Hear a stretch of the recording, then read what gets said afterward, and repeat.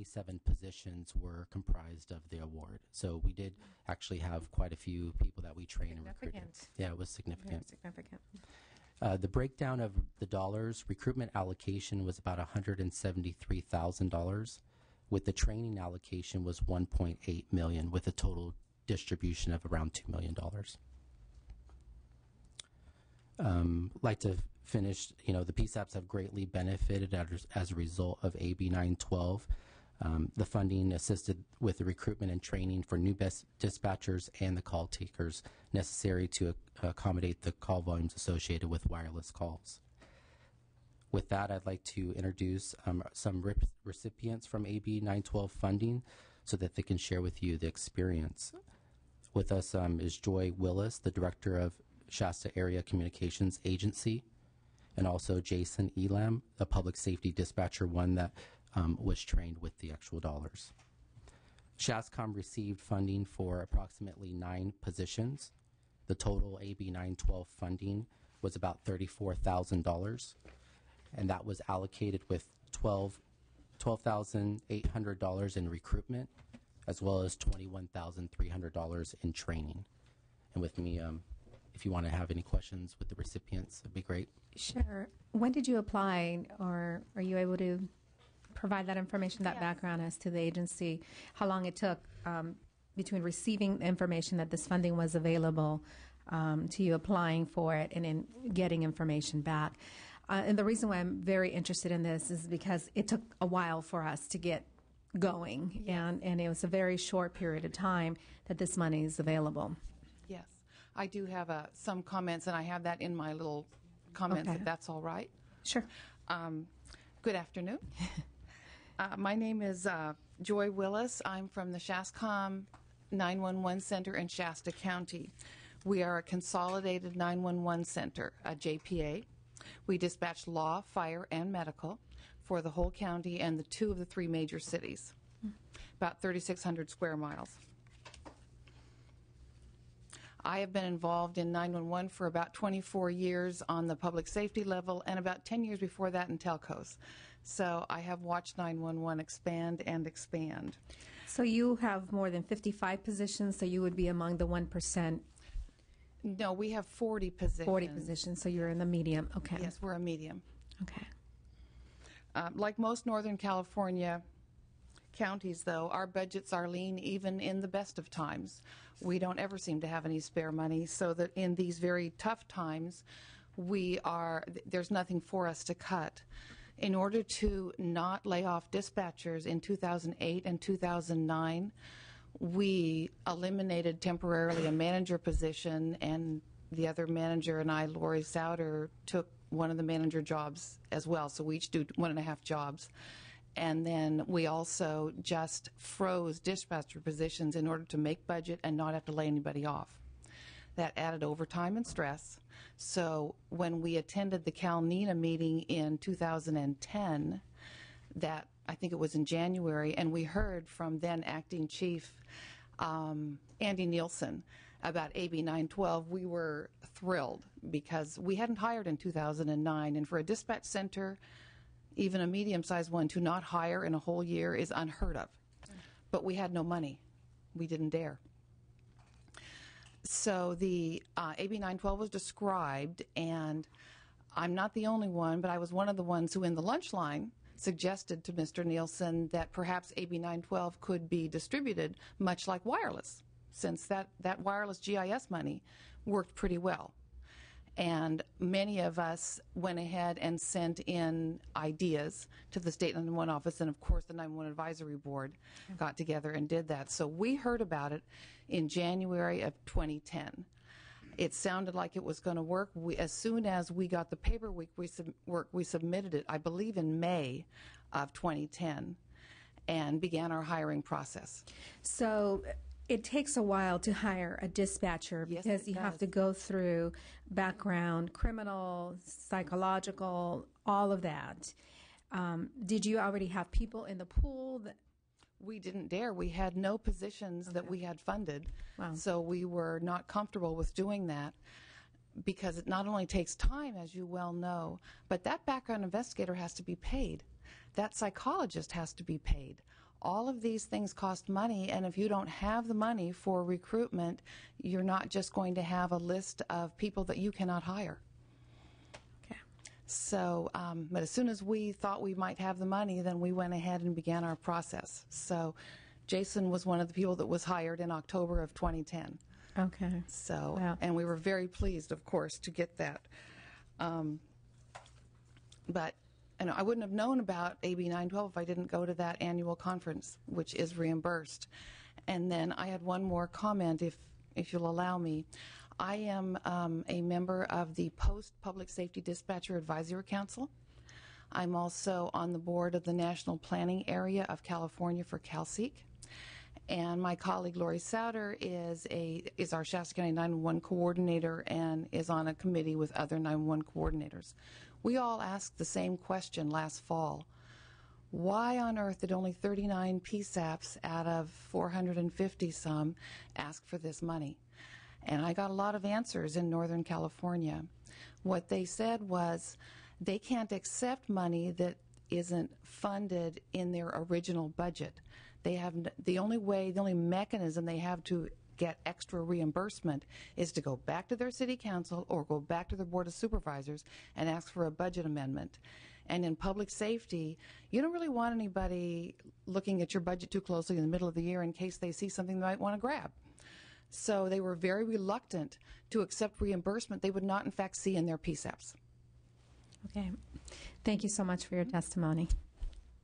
Yeah, and actually, there's one other person, Sherry Lynn Rockwell. Oh, we have Jason. And Jason, Okay. if you had any questions for him. Yeah, I think, in training is training. Well, Thank you. Jason had actually applied almost a year before, and he was a lateral dispatcher from another state who was a very, very desirable candidate, and we couldn't hire him until AB 912. Great. So just in our closing comments, we plan to, after the December 31st closeout, to actually work on a report and share those comments with some of the challenges and so forth, that distributing the funds from the PSAPs, and we can work with your office and provide that to you. So of the 39 and of the 2 million, 1.8 was allocated For training. for training. Time is running out. December 31st is the deadline that they have to spend the money. Right. How many of them are not going to be able to spend that money? We only have a few PSAPs that have not used all of their AB 912 funds. And why is that? For various reasons. They're going through, just like Joy had mentioned, problems with getting the dispatchers through the process. It is a lengthy process. Also, some of them have actually freeze on hiring, so they're not able to get, so their original plan did not align with the actual freeze on some of the positions and so forth. So that's what we have right now. We've asked that the PSAPs notify us, and those monies will return to the CETNA fund so that they are not lost. Okay. So I guess that's the good thing, is if there is, a few $1,000s that's not used out of the AB 912 money, that will go back into the CETNA fund to be redistributed for something else. Great. Thank you. Okay. Okay.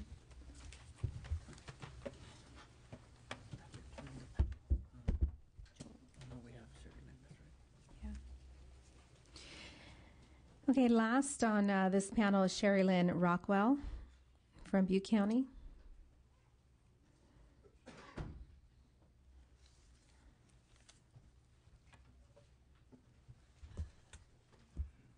Hello again.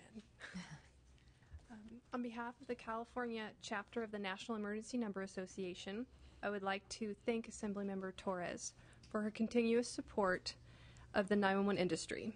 Assemblyman Torres' continuous support and passion for the 911 industry and the safety of Californians are the reasons AB 912 was adopted.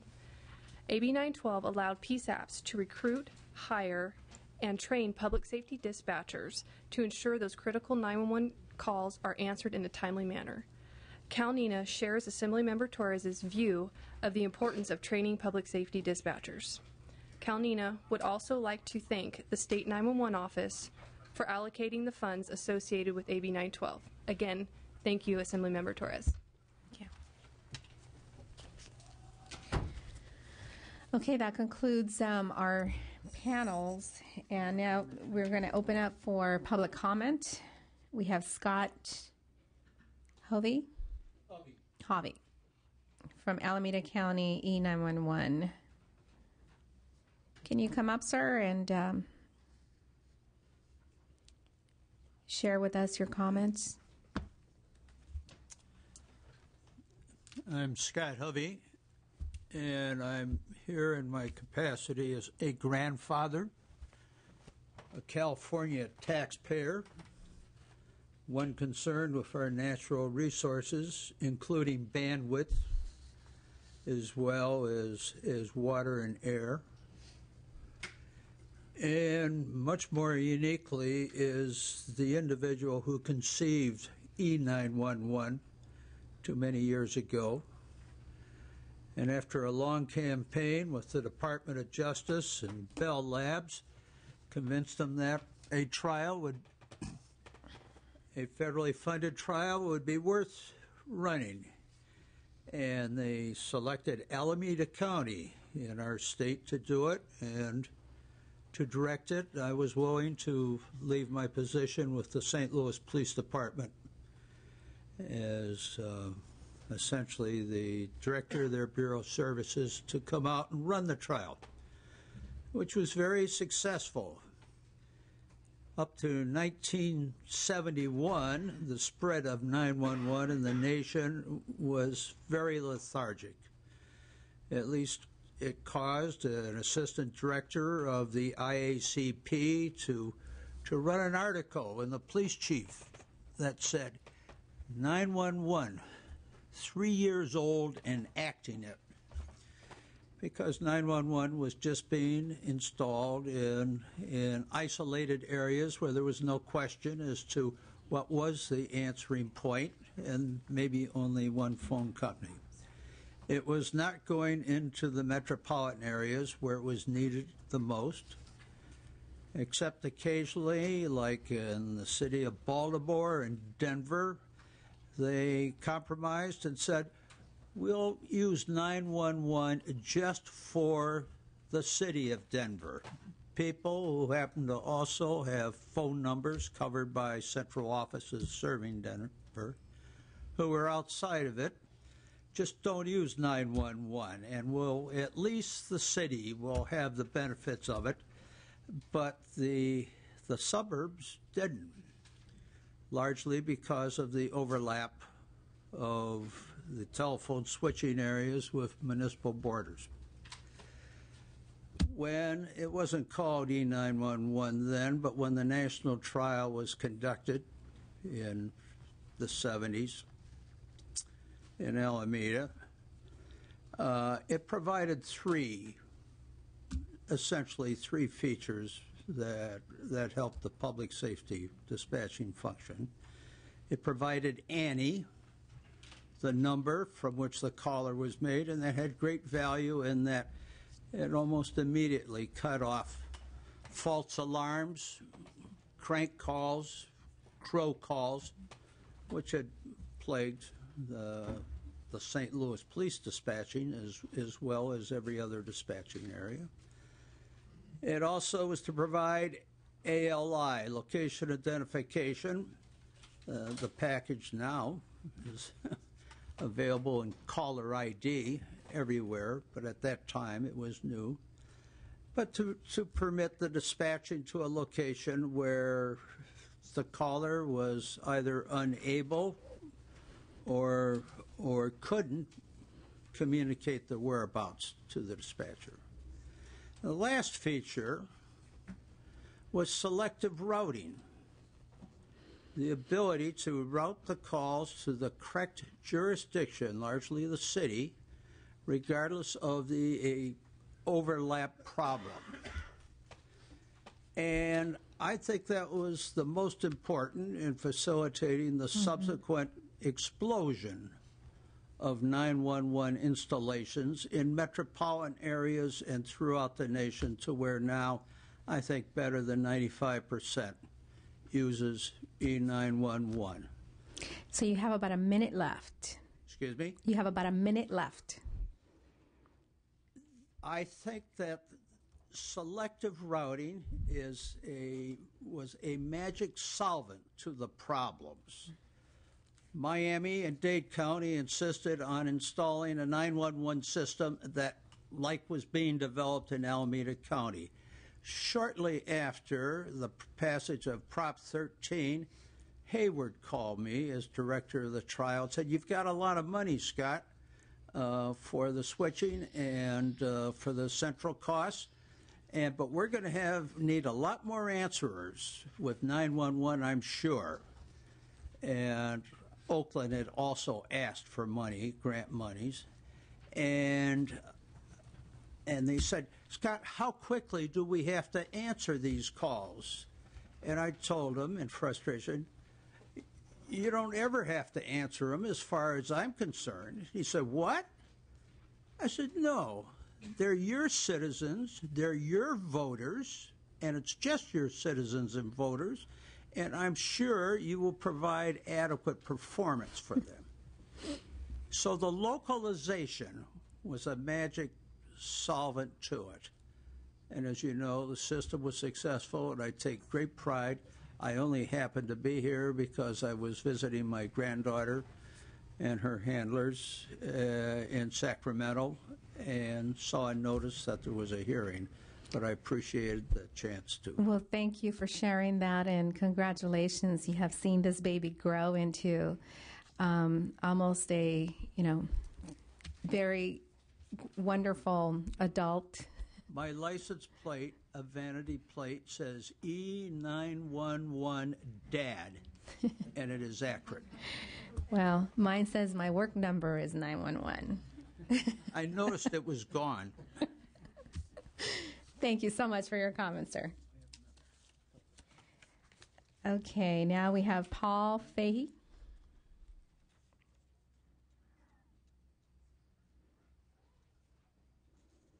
And you're with the Industry Council for Emergency Response Technologies. Okay, hi, Paul.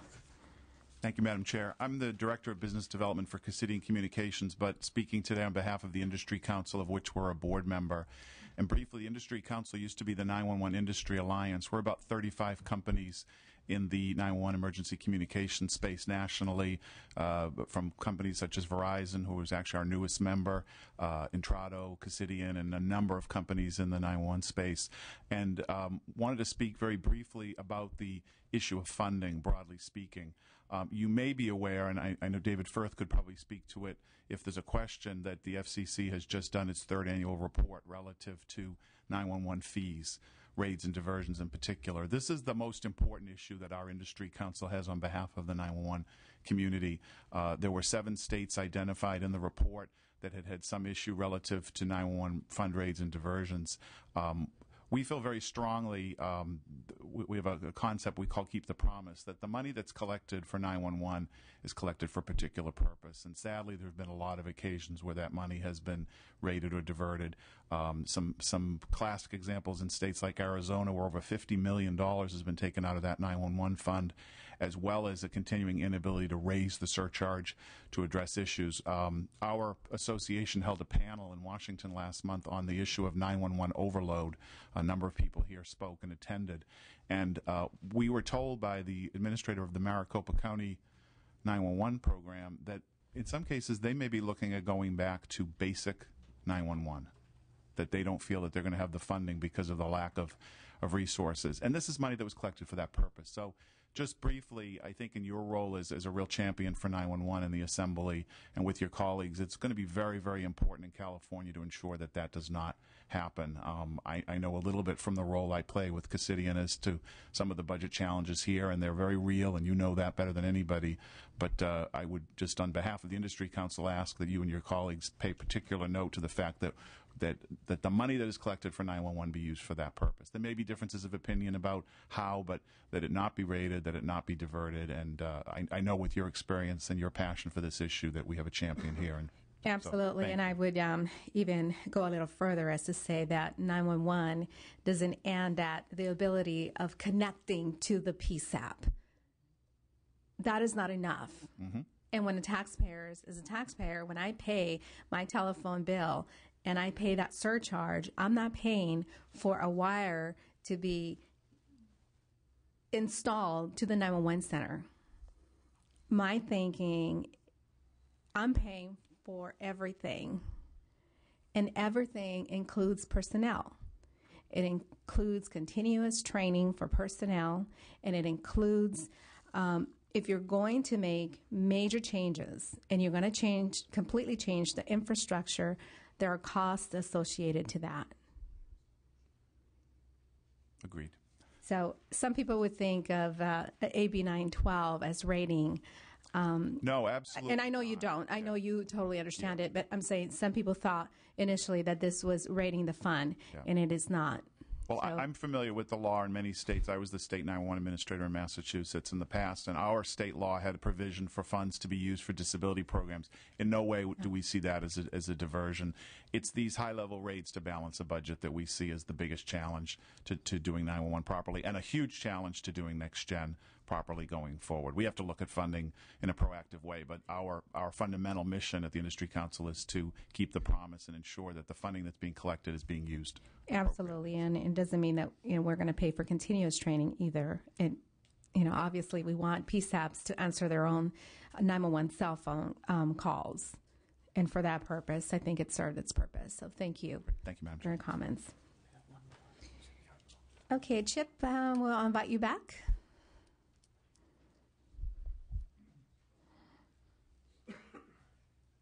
So, Madam Chair, I wanted to address a couple issues that have been mentioned, and please forgive me, but I'm going to be very frank. Is that, and first I want to applaud and thank the number of 911 center managers and dispatchers that are in the audience. It shows that they have passion, that they care about these issues. And I'm going to address two things. And there's actually two members of the 911 Advisory Board in the audience, myself and Lisa Hoffman. And we want to make sure that there is absolutely no perception that we are the cause of any delays. We are only allowed to meet quarterly, and to get those quarterly meetings scheduled is quite a challenge. We were supposed to have a meeting in December, and it was canceled. We have some pressing issues on the agenda. We want to address them. We want to work cooperatively with the 911 office. And speaking frankly for myself, I don't think that that's a two-way street. And we need to address that. Second is, I'm glad that you talked about continuous training. Training is important. And you're absolutely right. That should come out of the Setna Fund. That's what the taxpayers believe is happening, that money is going to fund the 911 system. And dispatchers are part of the system. The other thing that's extremely frustrating to me as a PSAP manager is the fact that we're funding the CAL FIRE CAD system out of that Setna Fund. That is absolutely unfair. It's absolutely not right. None of the other PSAP managers in here have the ability to tap into that fund to fund our CAD system. Those are issues that we need to address because we don't have that money in order to fund the PSAPs that we need. So I think that is it of my notes. On the but issue, I'm very passionate. I know you are, and I do appreciate the openness, from the board. I know your challenges. I had a bill that I tried to ensure that there were other folks that needed to be a part of that board. At the table. Unfortunately, there was, huge pushback, even though this is a volunteer board. So thank you for volunteering your time to serve on this board. It is not a paid position, but the folks that serve on that board serve because of their interest. And, they want to ensure that 911 continues to be a reliable resource for our residents. So thank you. Thank you. No more infighting.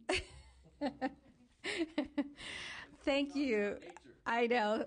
Thank you again. There will always be issues with police and fire, and there will always be 911 issues.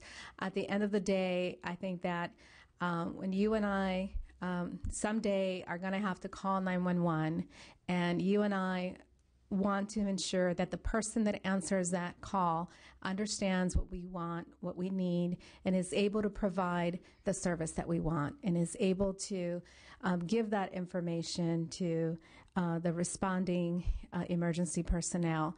Thank you for being here today. That concludes our hearing. There will be a lot of follow-up that we need to do in regards to the Select Committee. We will provide this information that was given to us today to the rest of the members.